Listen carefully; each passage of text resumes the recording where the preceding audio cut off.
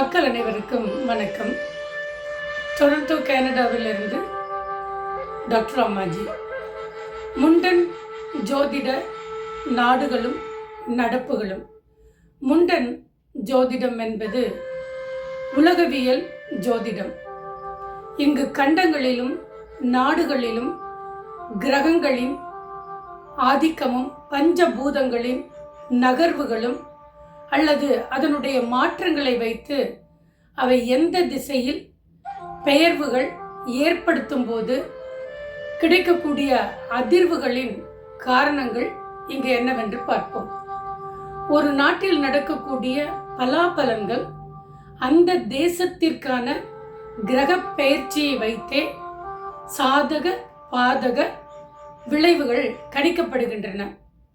இன்னும் தெளிவாக கூற வேண்டும் என்றால் சூரியன், பூமி, சந்திரன் மூன்றும் ஒரே நேர்கோட்டில் வரும்பொழுது சூரிய கிரகணம் என்று கூறுகிறோம். அதே நேரம் சந்திரன், சூரியன், புதன் மூன்றும் ஒரே நேர்கோட்டில் வரும்போது அதை சந்திர கிரகணம் என்று கூறுகிறோம். இந்த கிரகணங்களின் அடிப்படையில் நடக்கக்கூடிய பலாபலன்களின் உதாரணங்களை முதலில் நாம் பார்த்து விடுவோம். கிரக சேர்க்கையை கிரகணம் என சமஸ்கிருதத்தில் கூறி வைத்தனர்.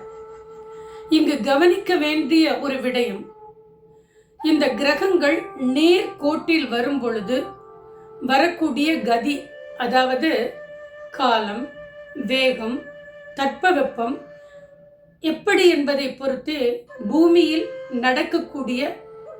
இருக்கக்கூடிய மனிதர்களையும் பிற உயிர்களையும் எந்த அளவுக்கு பாதிப்புகளை கொடுக்கும் என்பதை இந்த கிரகண அமைப்பின் மூலம் தெரியும். அந்த நிலையில் ஒவ்வொரு நாட்டிலும் உண்டாகும் பருவநிலை மிக முக்கியமாக கவனிக்கப்பட வேண்டியவை. வரக்கூடிய 2026 27ஆம் ஆண்டுக்கான தேசங்களுக்கான பலாபலன்கள் எப்படி என்பதை பார்க்கலாம். அதற்கு முன் கடந்த கால சில உதாரணங்களையும் பார்த்து விடுவோம். 11 ஏப்ரல் 1865ஆம் ஆண்டு சந்திர கிரகணம் ஏற்பட்டது. அமெரிக்காவின் முன்னாள் பிரசிடென்ட் ஆபிரகாம் லிங்கன் 14 ஏப்ரல் 1865ஆம் ஆண்டு சுடப்பட்டு 15ஆம் தேதி ஏப்ரல் மரணத்தை தழுவினார். 3ஆம் தேதி மே மாதம் 1901ஆம் ஆண்டு சந்திர கிரகணம். 6ஆம் தேதி செப்டம்பர் 1901ஆம் ஆண்டு அமெரிக்காவின் முன்னாள் அதிபர் வில்லியம் மெக்லின் சுடப்பட்டு 14 செப்டம்பர் 1901ஆம் ஆண்டு மரணத்தை தழுவினார்.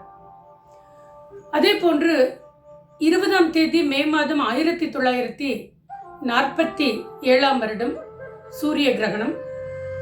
3ஆம் தேதி ஜூன் மாதம் 1947ஆம் வருடம் சந்திர கிரகணம். 12ஆம் தேதி நவம்பர் மாதம் 1947ஆம் வருடம் சூரிய கிரகணம். இந்த 1947ஆம் ஆண்டு 3 கிரகங்கள் ஏற்பட்டது. 30ஆம் தேதி ஜனவரி 1948ஆம் ஆண்டு மகாத்மா காந்தி அவர்கள் நந்துரம் விநாயக் கோட்சே என்பவரால் சுட்டு கொல்லப்பட்டார். மேலும் பல உதாரணங்களை பார்ப்போம். 9ஆம் தேதி ஜனவரி மாதம் 1963ஆம் வருடம் சந்திர கிரகணம். 20ஆம் தேதி ஜூலை 1963ஆம் ஆண்டு சூரிய கிரகணம். அமெரிக்காவின் முன்னாள் அதிபர் ஜான் எஃப் கென்னடி 22ஆம் தேதி நவம்பர் மாதம் 1963ஆம் ஆண்டு சுடப்பட்டு மரணத்தை தழுவினார். 4ஆம் தேதி பிப்ரவரி 1981ஆம் ஆண்டு சூரிய கிரகணம். 17ஆம் தேதி ஜூலை 1981ஆம் ஆண்டு சந்திர கிரகணம். அன்று மிக முக்கியமான மோசமான ஒரு நிகழ்வு நடந்தது. 31ஆம் தேதி மே மாதம் 1981 தெற்காசியாவின் முதன்மையான தமிழ் நூலகம் சிங்கள அரசினால் எரித்து தரைமட்டமாக்கப்பட்டதோடு அல்லாமல் மிக அதிகமான பழமையான ஓலைச்சுவடிகளும் நூல்களும் தீக்கிரையாக்கப்பட்டது. மக்கள் அனைவருக்கும் வணக்கம். டொரண்டோ கனடாவிலிருந்து டாக்டர் அம்மாஜி. முண்டன் ஜோதிட நாடுகளும் நடப்புகளும். முண்டன் ஜோதிடம் என்பது உலகவியல் ஜோதிடம். இங்கு கண்டங்களிலும் நாடுகளிலும் கிரகங்களின் ஆதிக்கமும் பஞ்சபூதங்களின் நகர்வுகளும் அல்லது அதனுடைய மாற்றங்களை வைத்து அவை எந்த திசையில் பெயர்வுகள் ஏற்படுத்தும் போது கிடைக்கக்கூடிய அதிர்வுகளின் காரணங்கள் இங்கு என்னவென்று பார்ப்போம். ஒரு நாட்டில் நடக்கக்கூடிய பலாபலன்கள் அந்த தேசத்திற்கான கிரக பெயர்ச்சியை வைத்தே சாதக பாதக விளைவுகள் கணிக்கப்படுகின்றன. இன்னும் தெளிவாக கூற வேண்டும் என்றால் சூரியன், பூமி, சந்திரன் மூன்றும் ஒரே நேர்கோட்டில் வரும்பொழுது சூரிய கிரகணம் என்று கூறுகிறோம்.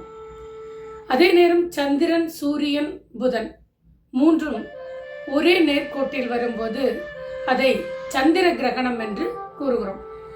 இந்த கிரகணங்களின் அடிப்படையில் நடக்கக்கூடிய பலாபலன்களின் உதாரணங்களை முதலில் நாம் பார்த்து விடுவோம்.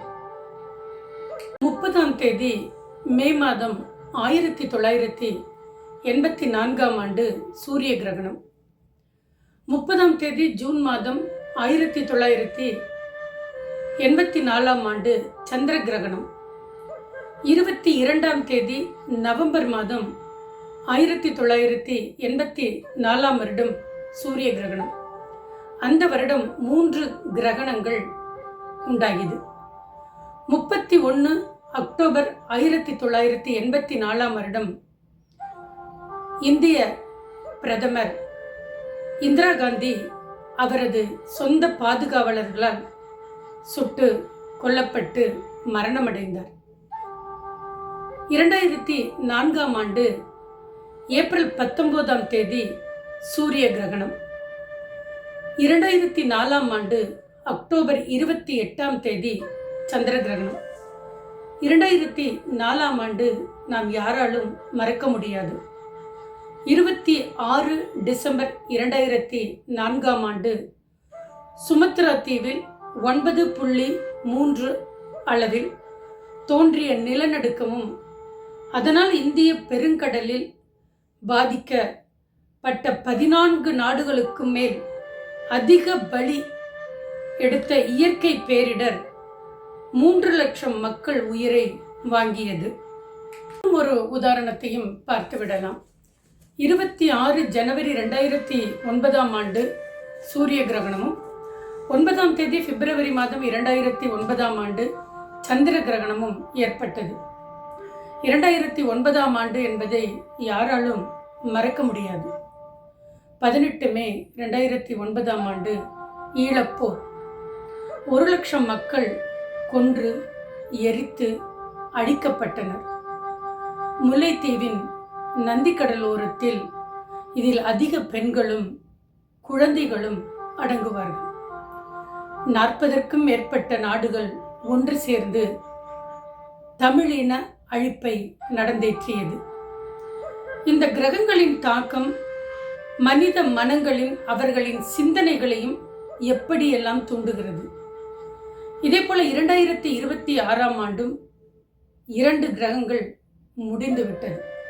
இந்த கிரகணங்கள் 17 பிப்ரவரி அன்று சூரிய கிரகணமும் 3 மார்ச் சந்திர கிரகணமும் முடிந்தது. இன்னும் 2 கிரகணங்கள் உள்ளது. 12 ஆகஸ்ட் சூரிய கிரகணமும் 28 ஆகஸ்ட் சந்திர கிரகணமும் வர உள்ளது. கிரகங்கள் அவ்வப்போது இடப்பெயர்வு கொள்வதுண்டு. பூமியில் வாழும் மனிதனின் இந்த கிரக மாற்றத்தின் கதிக்கேற்பத்தான் தன்னை இசைவுபடுத்தி கொண்டு வாழ பார்க்கிறான். அந்த வகையில் நமக்கு தெரிந்த கிரகங்களின் மாற்றத்தில் குரு, சனி, ராகு, கேது இடப்பெயர்வு கொள்ளும் காலம் மற்ற கிரகங்களை காட்டிலும் கூடுதலான கால அளவை எடுத்துக்கொள்ளும். இங்கே நாம் கவனிக்கக்கூடிய ஒரு விடயம் என்னவென்றால், வான்வெளி மண்டலத்தில் இருக்கக்கூடிய சூரியன் அல்லது சந்திரன் பூமியை நேர்கோட்டில் சந்திக்கும் போது ஏற்படக்கூடிய கிரகண காலம், அதில் கிரகம் பிளஸ் காலம் என்பது இதில் கனப்பொழுதில் ஏற்படக்கூடியது. இதன் தொடர்ச்சியை அடுத்த பதிவில் பார்க்கலாம். அதுவரை நன்றி, வணக்கம். கனடாவிலிருந்து உங்கள் அம்மாஜி.